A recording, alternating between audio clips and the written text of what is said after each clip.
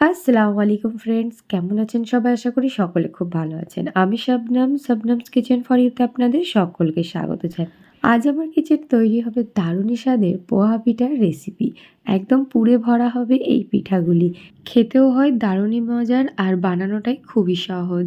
এটাকে অনেকে পাকন পিঠা অথবা ভাজা পিঠাও বলে থাকি আমরা।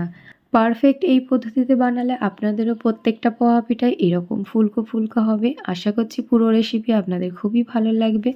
আশা করছি আজকের আমার রেসিপি আপনাদের খুবই পছন্দ হবে। আর এই ধরনের পোহা পিঠা যদি একবার বানিয়ে খান আপনারা তো পুরোপুরি এর ফ্যান হয়ে যাবেন। তাহলে চলুন দেখে নিই দারুণ স্বাদে পুড়ে ভরা এই পোহা পিঠাগুলি আমি কিভাবে বানাবো।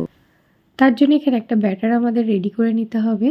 আমি এখানে প্রথমে দিয়ে দিচ্ছি ১ কাপ পরিমাণে সুজি। আর এই পোহা পিঠাটা আমি সুজি দিয়েই বানাবো। আর দিয়ে দিচ্ছি এখানে 1/2 কাপ পরিমাণে ময়দা। এবারে এখানে আমি অ্যাড করে নিচ্ছি 1/4 কাপ পাউডার মিল্ক। দিয়ে দিচ্ছি এখানে 2 টেবিল স্পুন চিনি। আর দিয়ে দেবো এখানে 1/2 টিস্পুন লবণ। এবারে এটাকে একটু ভালো করে আমি মিশিয়ে নিচ্ছি। মিশিয়ে নেওয়ার পর আমি এখানে উষ্ণ গরম জল অ্যাড করে নেবো। আপনারা চাইলে এখানে দুধও অ্যাড করে নিতে পারেন। তো অল্প অল্প দিয়ে এটাকে খুব ভালো করে ব্যাটারটাকে আমি গুলে নিচ্ছি। যেহেতু এখানে সুজি দেওয়া আছে তার জন্যে জলের পরিমাণটাও কিছুটা হলেও একটু বেশিই লাগবে। কেননা এটা যখন আমি একটু রেস্টে রাখবো সুজিটা পুরোপুরি ফুলে যাবে এবং এক্সট্রা জলটাও অনেকটাই টেনে নেবে। তার জন্য দেখুন এখানে ব্যাটারটা সামান্য আমি একটু পাতলাই করছি, খুব বেশি পাতলা নয়, একটু গাঢ়র মধ্যেই রাখবো। আশা করছি আপনারা দেখে বুঝতে পারছেন আমি এখানে ব্যাটারটা কেমনভাবে করছি। আবারও কিছুটা জল দিয়ে এটাকে খুব ভালো করে আমি গুলে নিচ্ছি। কেননা এটা একটু পাতলাই রাখছি এই পর্যায়ে। আমি যেহেতু এটাকে ৫ থেকে ১০ মিনিট মতো এইভাবেই রেস্টে রেখে দেবো। তো এখানে ব্যাটারটা আমার পুরোপুরি রেডি হয়ে গেছে। এটাকে সাইডে রেখে দিচ্ছি। অপরদিকে দেখুন এখানে একটা আমি পুর বানিয়ে নেব। প্রথমে আমি দিয়ে দিলাম 1 টিস্পুন ঘি। ঘিটা যখন একটু গরম হয়ে গেছে আমি এখানে নারকেল নিয়েছি। আমি এখানে কোড়া নারকেলটা ব্যবহার করছি না। আমি এটাকে সামান্য দুধ দিয়ে একটু পেস্ট করে নিয়েছি। এতে করে আমার কাছে পুরটা খেতে খুবই মজার লাগে। তো এইভাবে ট্রাই করে দেখতে পারেন, খেতে অসম্ভব মজার লাগবে। এখানে পেস্ট করে নেওয়ার পর 1 কাপ পরিমাণে আমি দিয়ে দিচ্ছি নারকেল কোড়াটা। এবারে এটাকে একটুখানি ঘিয়ের মধ্যে ভালো করে একটু ফ্রাই করে নেব। কালারটা দেখবেন এইভাবে ভাজতে ভাজতে একটু চেঞ্জ হয়ে যাবে। ১-১.৫ মিনিট একটু এইভাবে নাড়াচাড়া করতে করতেই কালারটা দেখবেন চেঞ্জ হয়ে আসছে।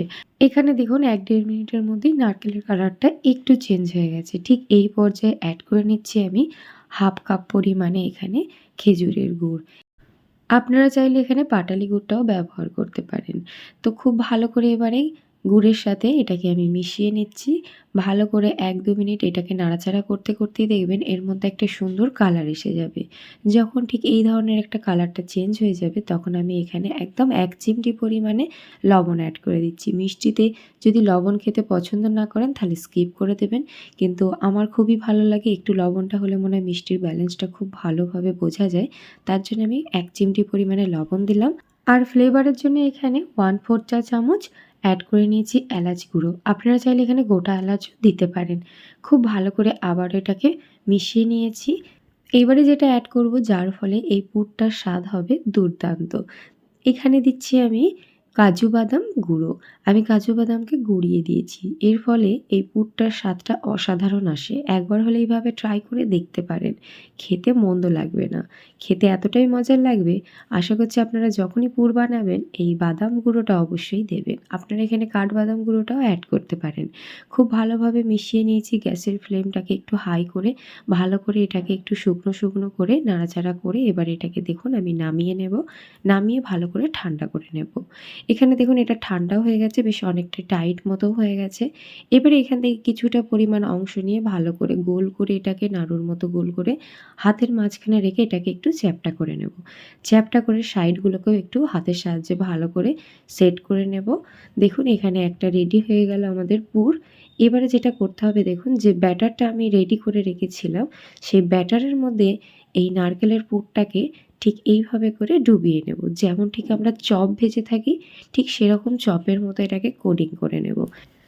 এদিকে কড়ার মধ্যে আমি তেলকে খুব ভালো করে গরম করে নিয়েছি। যখন তেলটা গরম হয়ে যাবে তখন আমি এখানে একে, একে পোহা পিঠাগুলো ভাজতে দিয়ে দেব।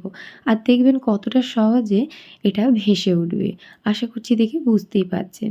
খুব ভালো করে যখন এইভাবে ভেসে উঠবে তখন একটু খুন্তির সাহায্যে ওপরের দিকে একটু তেল ছিটিয়ে দেব। আবারও এটাকে পাশে সরিয়ে আবারও একটা এখানে অ্যাড করে নিচ্ছি পোহা পিঠা।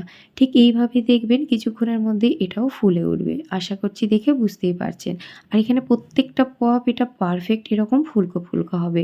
ঘুরিয়ে ফিরিয়ে একটু লাল, লাল করে ভেজে নেব। যখন এই ধরনের একটা সুন্দর কালার এসে যাবে তখন এগুলোকে তেল ঝরিয়ে তুলে নেব। আপনারা যদি চান ব্যাটারটার মধ্যে ২ চিমটি খাবার সোডাও অ্যাড করে নিতে পারেন। তো আমি এখানে কোনো রকম বেকিং সোডা বা বেকিং পাউডার অ্যাড করিনি। তা সত্ত্বেও দেখুন এগুলো কতটা ফুলকো, ফুলকো হয়েছে এবং কতটা সফট হয়েছে। এখানে প্রত্যেকটা পোয়া পিঠা দেখুন পারফেক্ট ফুলেছে কিন্তু। এবারে আমি আপনাদের দেখাই যে এটা কতটা নরম হয়েছে। আশা করছি দেখে বুঝতেই পারছেন। এইভাবে পোহা পিঠা যদি আপনারা একবার বাড়িতে বানান, বাড়ির ছোট থেকে বড় সকলে খেতে খুবই পছন্দ করবে। আর দেখুন ভেতরটা কতটা পারফেক্ট কুক হয়েছে। কতটা সুন্দর হয়েছে আশা করছি আপনাদের দেখে বোঝাতে পেরেছি।